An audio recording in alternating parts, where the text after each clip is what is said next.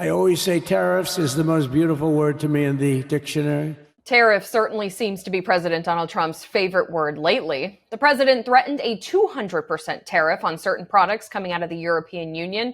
It's the next escalation of the EU responding to Trump's tariffs.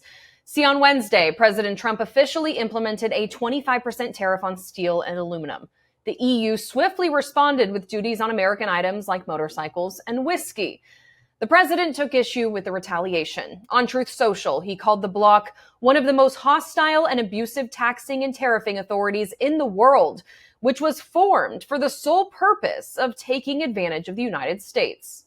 Trump added, if the nasty 50% tariff on whiskey isn't removed, the U.S. will shortly place a 200% tariff on all wines, champagnes, and alcoholic products coming out of France and other EU-represented countries.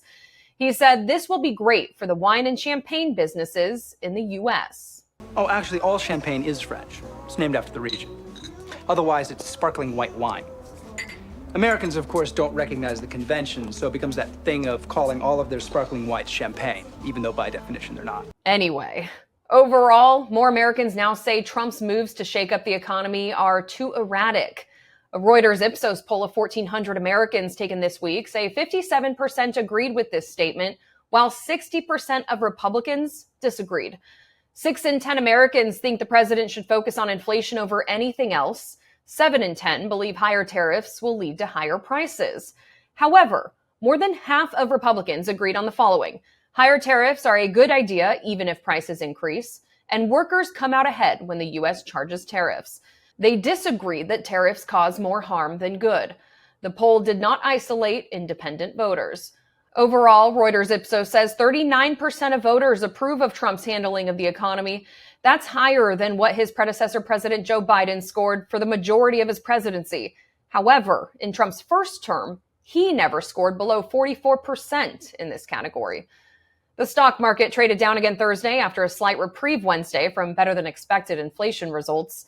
Some prominent CEOs are highlighting the uncertainty tariffs are causing.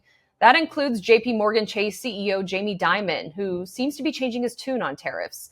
He told Semaphore, I don't think the average American consumer who wakes up in the morning and goes to work changes what they're going to do because they read about tariffs. But I do think companies might. Uncertainty is not a good thing. Dimon runs the largest bank in the U.S. Forbes says he's worth about $2.3 billion. About a month and a half ago, he said this about Trump's tariffs. If it's a little inflationary, but it's good for national security, so be it. I mean, get over it. At the same event where Dimon made his latest remarks, BlackRock CEO Larry Fink had this to say to CNN. The collective impact in the short run is people are pausing, they're pulling back.